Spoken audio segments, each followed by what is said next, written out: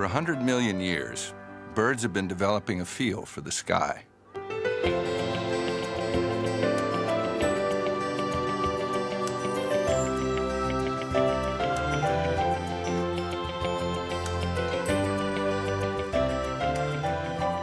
Grasping air by the wingful, they pull themselves up and almost magically, they soar.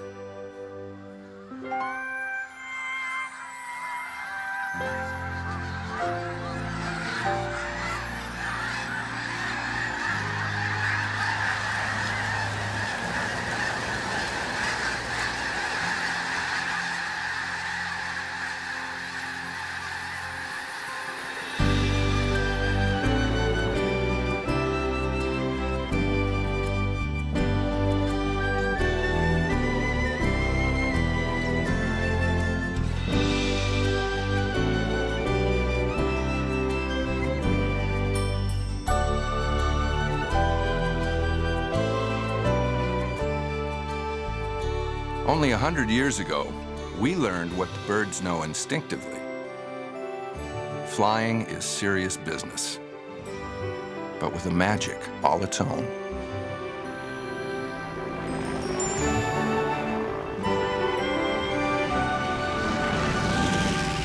When I'm flying that airplane, I'm alive, and I'm part of that airplane, and that airplane's part of me. I'm absolutely in love with it, and I know I belong there. This is what I was born for.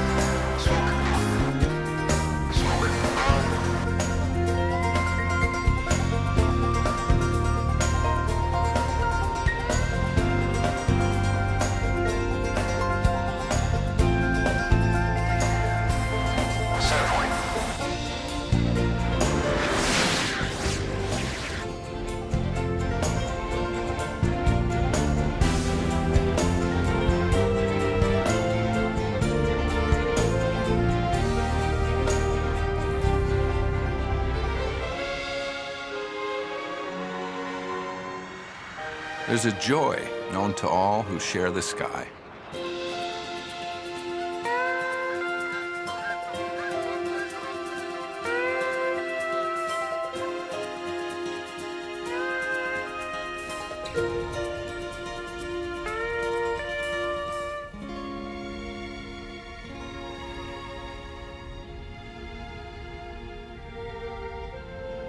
Birds have had 100 million years to refine their touch, their sensitivity to the thin fabric of air. But it takes years of training before we could acquire that feel for the sky. Years before a pilot can fly as if the plane were a second skin.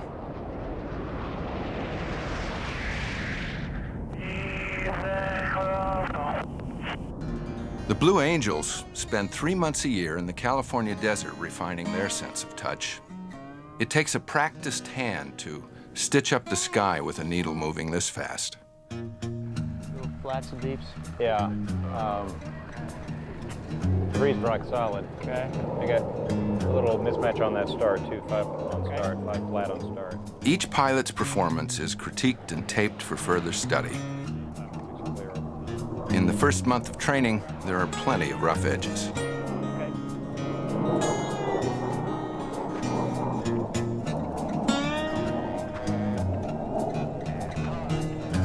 Bottom looks pretty good. Okay. 3 clears on top.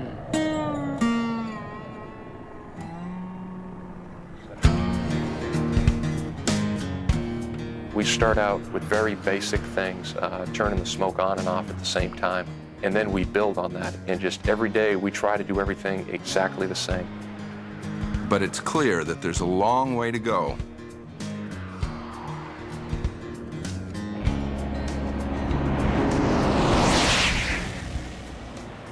Ryan Scholl, the rookie in the number 6 jet, is having difficulty with one of the hardest maneuvers, the vertical roll. Yeah, that's what it rolls like. When an airplane is spiraling this fast, the right touch is the only thing that can keep it under control. It only takes about 1/8 to 1/4 of an inch of stick movement in the wrong direction, and the airplane will go into out-of-control flight. And out-of-control flight is not a good thing. Looks like this time, just a little bit of positive. In the debriefing room, Mark Provo, the lead solo pilot, gives his rookie partner some pointers. For Ryan, the vertical rolls must become second nature. The airplane can get uncontrollable very quickly, and you have to do it very precisely, and it takes concentration, stick position, a feel in the pants, because once you start rolling, all your gauges, everything starts to spin, and the whole world starts to spin, and that's what you want to feel. You want to feel a real tight, crisp roll rate. If you don't, then it's time to turn the smoke off and clear out of the maneuver early, because pretty soon you're going to be departing, and the airplane gives you very little warning when you're max performing it like that. Taking high-performance jets to the edge requires precision. That's why during desert training, the Blue Angels fly 2 hops a day, 6 days a week. Each morning, the maintenance team test runs the systems and inspects the entire plane for problems. The airplanes have to be just as flawless as the pilots.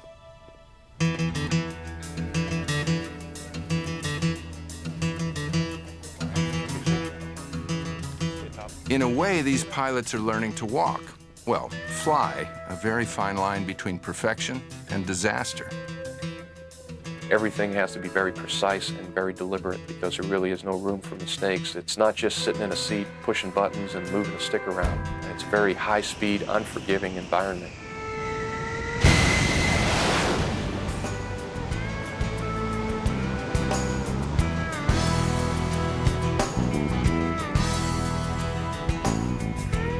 Like any good magic act, the 2 solo pilots need perfect timing and teamwork to pull off their dynamic sleight of hand.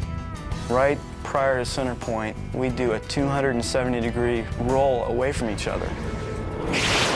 And it's a totally blind roll, and I am right next to him. So it's a complete trust maneuver. We try to make it look like one plane, and then he pulls away, and there's 2 planes there. And it's probably 5 times out of 100 we do it the way we want to do it.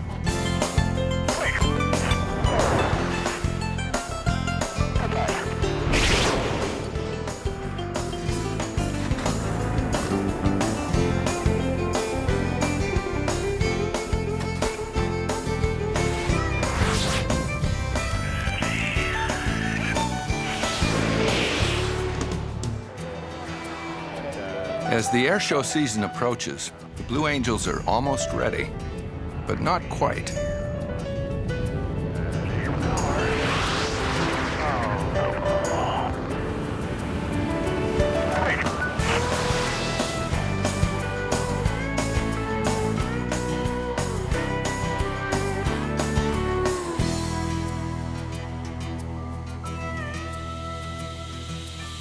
Today, we take airplanes for granted. But just a century ago, flight was only a dream populated by birds. Realizing that dream took a great leap of imagination.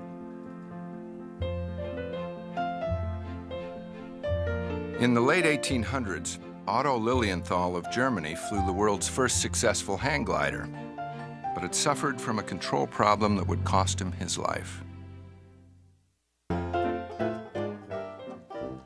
It was Wilbur and Orville Wright, 2 bicycle makers from Dayton, Ohio, who took a new approach to the problem. When people said that airplanes couldn't be controlled, the brothers turned to their experience designing those other unstable machines. When you think about controlling an airplane, you have to do it in 3 axes, really: pitch, yaw, and roll.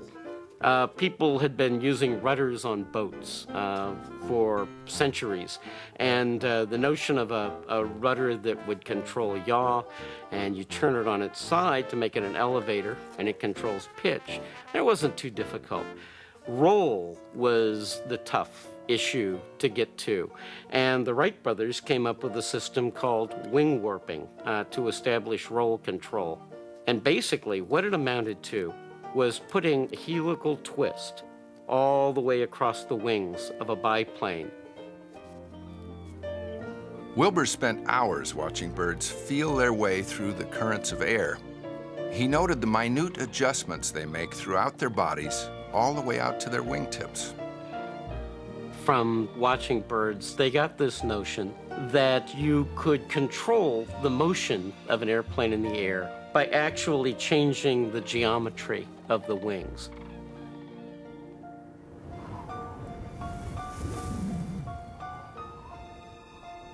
To test their theories, the Wrights searched for a location with consistent winds, gentle elevation, and a soft place to land. Kittyhawk, North Carolina, was the answer. Their plan was to start with a glider, then add propellers and a gas-powered engine. But after 2 seasons, their glider could barely lift a man. And so they built their first wind tunnel. The wind tunnel enabled the Wright brothers to test one surface after another very quickly. The brothers knew that the key was in the shape of the wing, but they needed an efficient way to test their new designs, to get a feel for the air with small experimental wings. Meanwhile, Samuel Langley of the Smithsonian Institution was racing to be the first into the air. On December 8th, 1903, the world held its breath. Samuel Langley is one of the world's great scientists. He's operating with tens of thousands of dollars worth of taxpayers' money. And he's doing it in public, in front of the New York Times and everyone. And he fails. And he fails in such a spectacular way. And a little more than a week later, 9 days later, on the Outer Banks at Kittyhawk, North Carolina, these 2 bicycle makers from Dayton, Ohio, go out and do it. They do what Langley had failed to do with just a handful of local citizens as witnesses. On a cold December morning, a small crew of Kittyhawk volunteers walked up the beach to help the Wright brothers. All right, boys, give me a hand with this. Together, they pushed the new propeller plane out to the launch rail. One of the fellows who was there that morning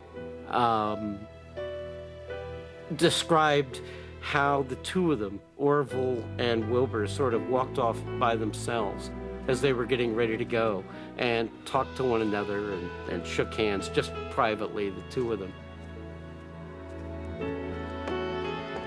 Orville was chosen to pilot this flight. After he climbed in, they turned over the propellers, and off she went.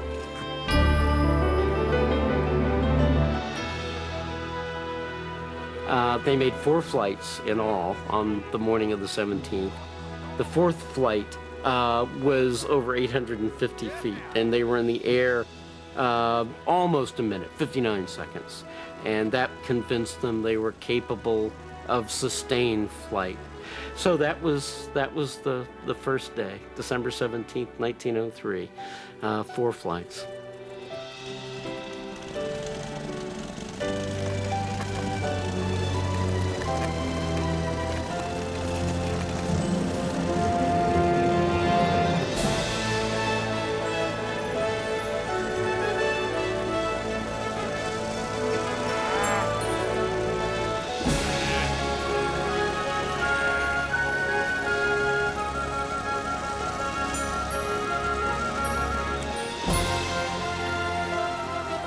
Solving the problems of both lift and control helped the Wright brothers achieve flight.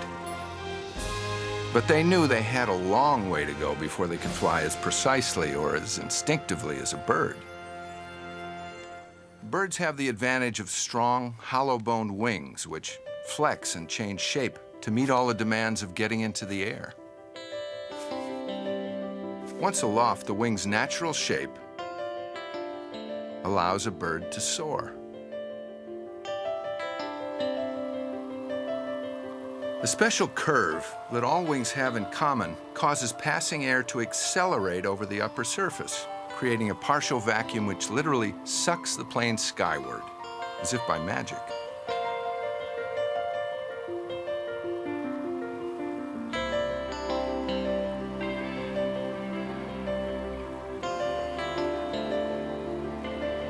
But air moving across irregular surfaces, like the struts and extra wing of a biplane, creates turbulence and slows the plane down. So more power is needed to overcome this loss of speed.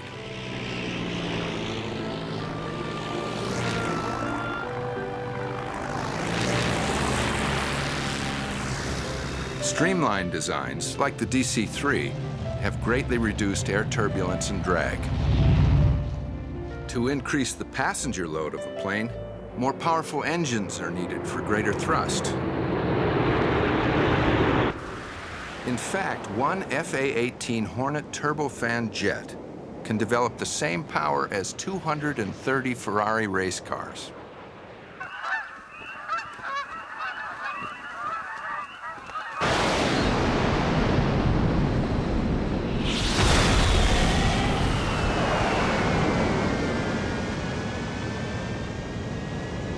Design determines airspeed and maneuverability, for birds as well as planes. Shorter wings reduce drag and allow for more speed and sharper turns.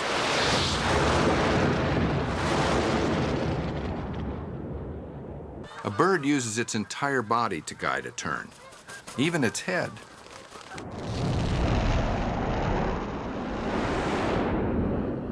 Planes rely on forward motion for lift, while birds, who can direct thrust downward, can land on a dime.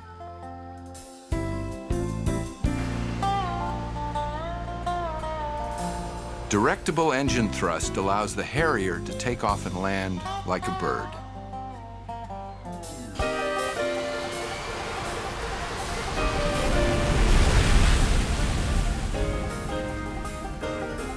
Harriers can even hover. About the only thing they can't do is flap their wings. And unlike a helicopter, they can go over 600 miles an hour.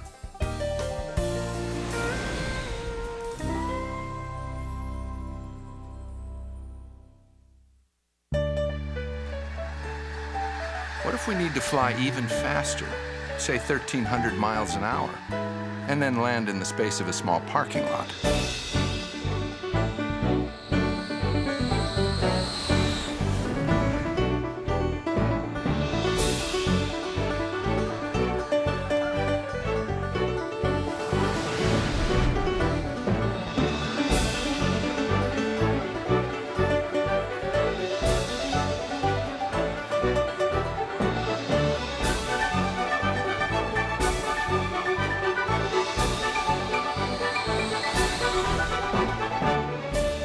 No one has to be more precise than the pilots who take off and land on the movable airports we call aircraft carriers.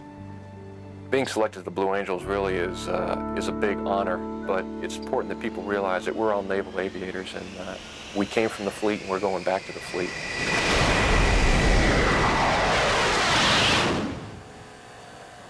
The excitement and challenge of shipboard operations and landing and taking off aircraft carriers is something that we all look forward to going back to, and we miss it, believe me.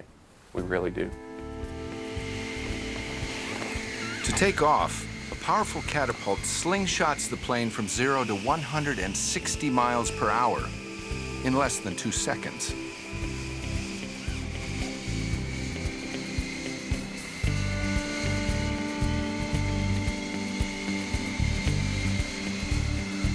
Before such a launch, a pilot must be sure his control surfaces flex every bit as well as the wings of a bird, a very fast bird.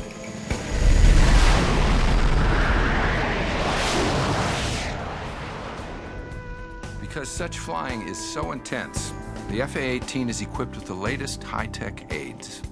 They actually have a voice that speaks to you, kind of call your attention. And the engineers thought that the pilots would be more responsive to a woman's voice, so that's what they put in there.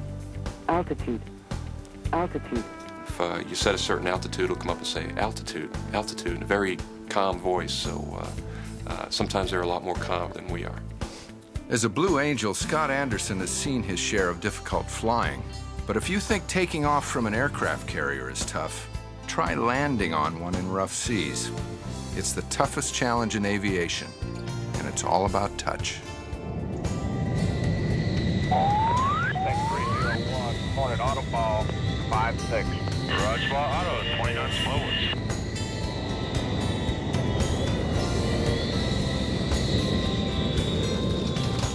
The second he feels the deck beneath him, Scott hits the throttle so he can take off again if his hook doesn't catch the arresting cable.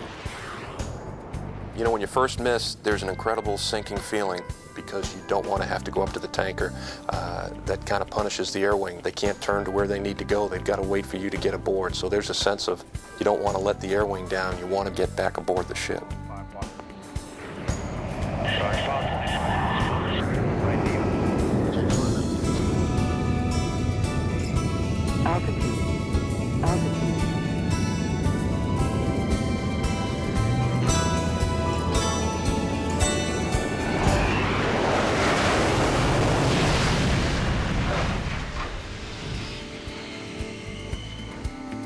Every time I come out of the wires, my knees are still shaking.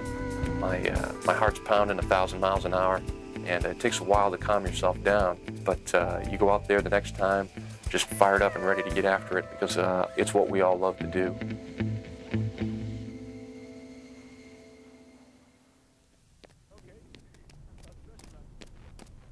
High-performance flight puts enormous stress on the body. An FA-18 can easily exceed the physical limits of the pilot. Imagine a roller coaster ride, but at hundreds of miles an hour.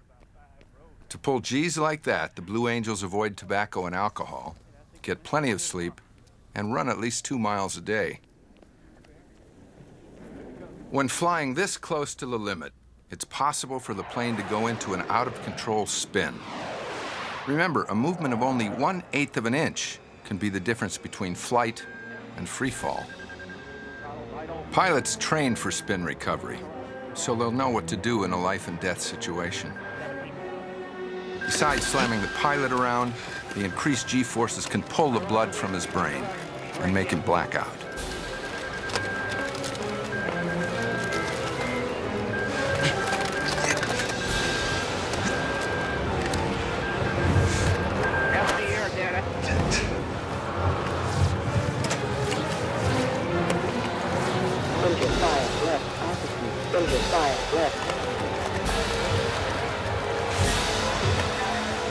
Coming out.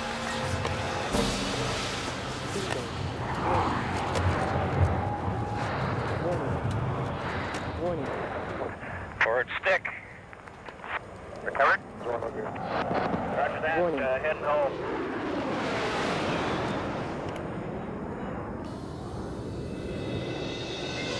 The first thing that happens is what's called gray out, where you start losing your color vision. And then you experience what's called tunnel vision, and your periphery will start to close in, and the things on the edge will become black, and it starts closing in until basically you're looking through a soda straw. And then after that, you can have total blackout where you're conscious but you can't see. And then the final stage is the loss of consciousness. Jet pilots experience G-loads and fast turns and climbs. But what about stunt flyers like champion Sean Tucker? We go through these rapid onsets of high positive Gs to high negative Gs, sustained negative Gs where your head becomes engorged with blood and you're pushing, and then you come right away to a rapid onset of positive Gs. You can pass out like that. And you really have to know and understand when to hold them and when to back it off a bit. For a solo pilot. To avoid blacking out in a spin, pilots learn to flex neck, chest, and leg muscles to trap blood in their brains. To achieve this kind of muscular control, the Blue Angels weight train for at least an hour every day.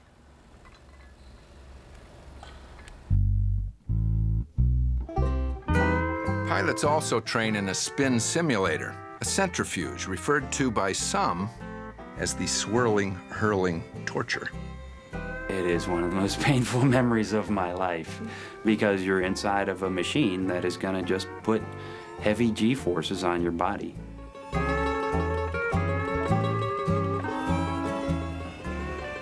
The centrifuge also teaches pilots like Ryan Scholl to rely on their instruments, not their senses, when they become disoriented.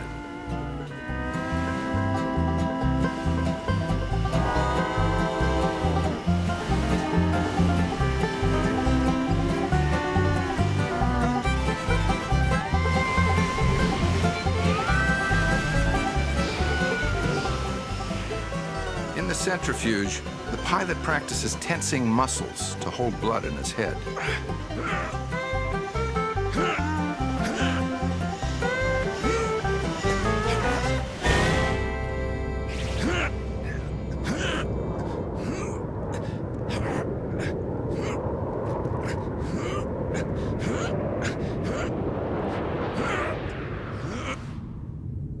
The training is over, and the Blue Angels are ready for the air show circuit.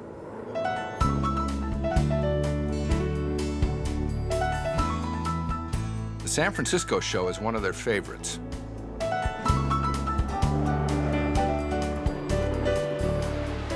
With most of the rough edges smoothed out, they perform with precision and grace.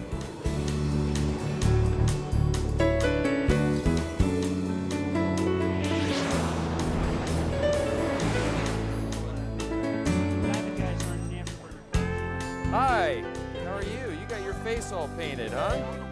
I barely saw you down there. I thought this was a little walking bush that came by.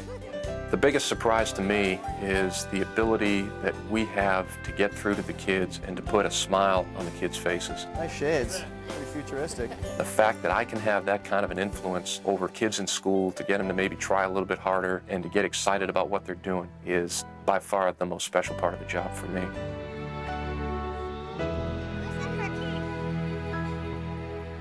Every week, the Blue Angels are at a new city, swapping stories with other pilots like Sean Tucker.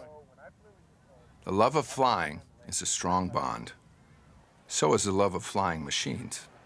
Ladies and gentlemen, boys and girls, we have got a magnificent show for you today. And we have plenty of seating room for you. We still have plenty of room for you in the bleachers.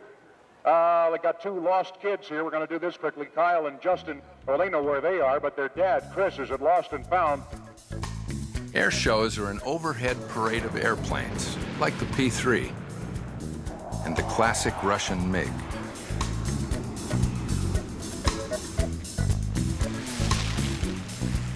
Patty Wagstaff in her Extra 300S airplane is popular with the crowd. Well, when I was 10 years old, I told my parents that I wanted to be an airline pilot. And they patted me on the back and smiled and said, "Patty, girls don't become pilots." Patty became the first woman to win the National Aerobatic Championship.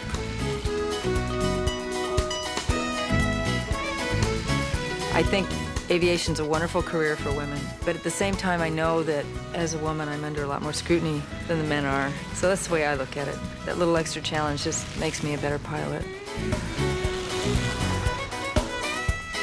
Of course, there's an element of danger, but airshow pilots are the kind of people that require, I think, more intensity in their life.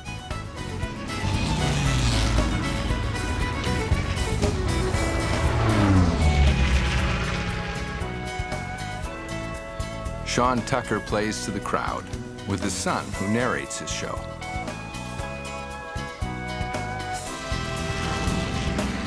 Here's my dad, turning around and around until airspeed comes to zero, building up speeds up to 100 miles an hour backwards.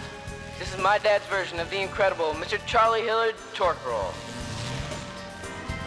My airplane is just a wonderful sky dancing machine. It's fabric, and I can feel the sky through that airplane, just like when you're sailing with a tiller and you're holding on to the sheet, you can feel the air through that rope.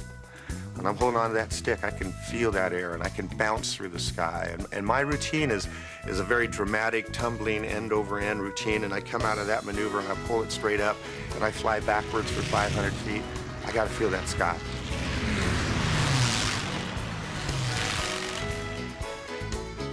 You connect with an audience, and they come to not see us get hurt.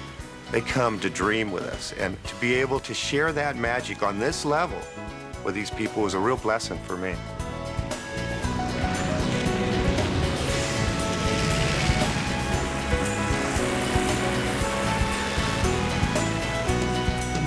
And if you look over to the right, you'll see a side-by-side with a third jumper down underneath. And that's the formation that's going to be the last to land, as that's going to be the formation carrying the flag.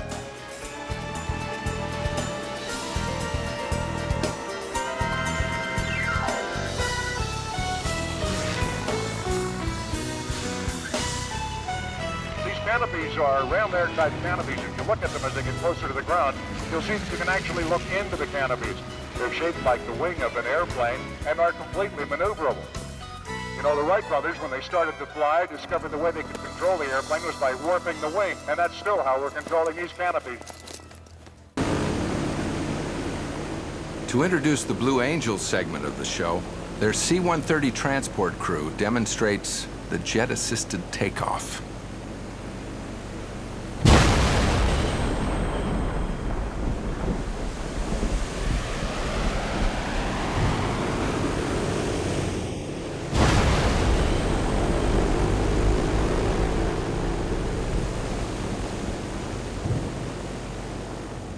Our show today concludes with a performance of the United States Navy Jet Demonstration Squadron, the Blue Angels.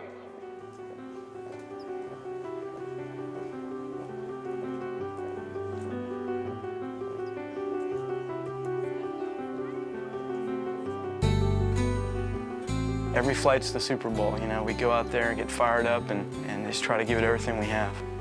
It's the most challenging flying I've ever had to do. Ready now.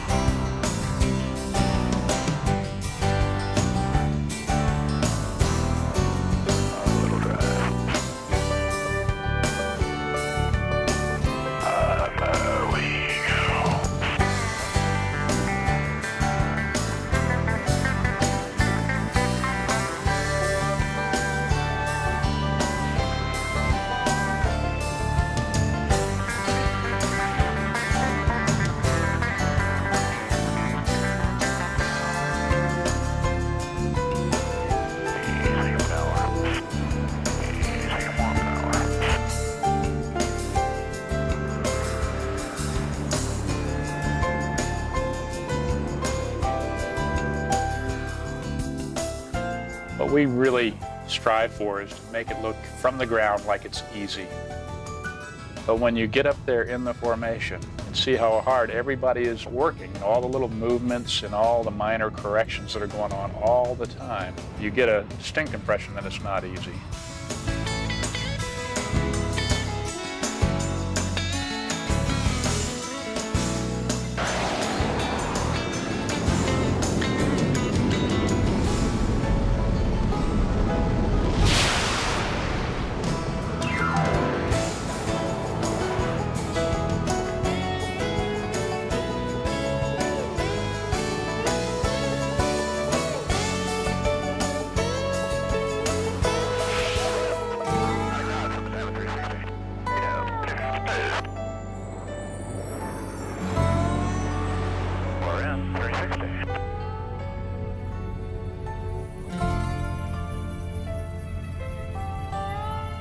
Actually, we're a lot closer than what it looks on the ground. Turbulence doesn't help, although when we hit bumps, generally we all bump together, we all bounce the same amount, so you can't overreact to the turbulence. The maneuver that Ryan and I really like is the tuck-away cross. We come in towards the crowd, and then we roll basically away from each other, and it looks like we're actually going to hit each other. I think the crowd really gets a jolt out of it.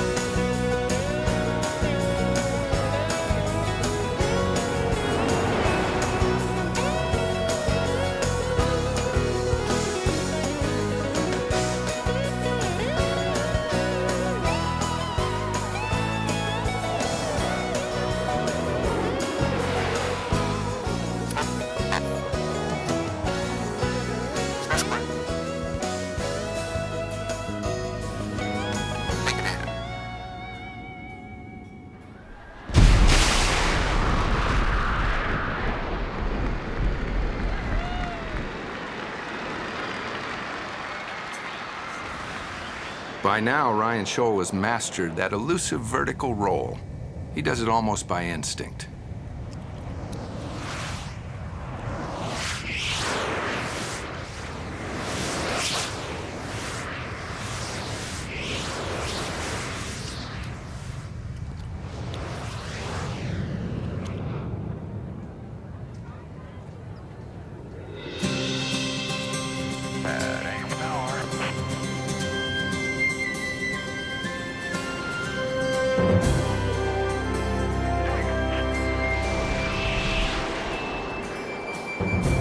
After months of fine-tuning, the Blue Angels have become the team they want to be.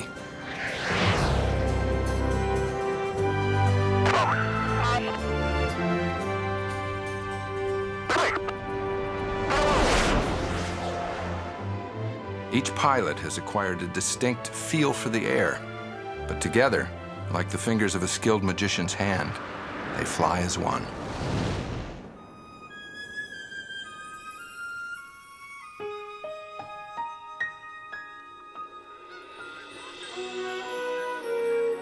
In the 100 years since the Wright Brothers first took to the air, we have become like the birds.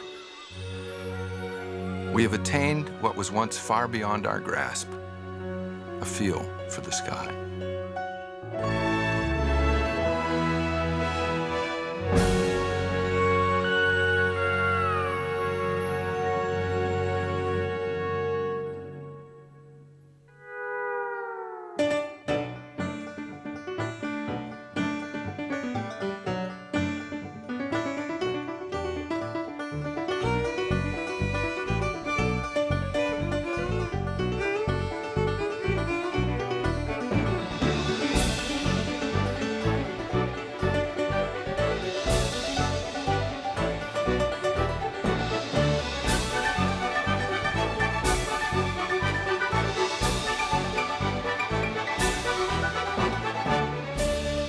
I think everybody loves the idea of flying. Everybody loves the idea of being able to fly like a bird or having the freedom to soar above the waves or the ocean. And I think there's also a fear of flying too. So there's this part of us that wants to conquer that. But the rewards are so great that that when you do master it and when you are flying like a bird, you're free. That's why I love it.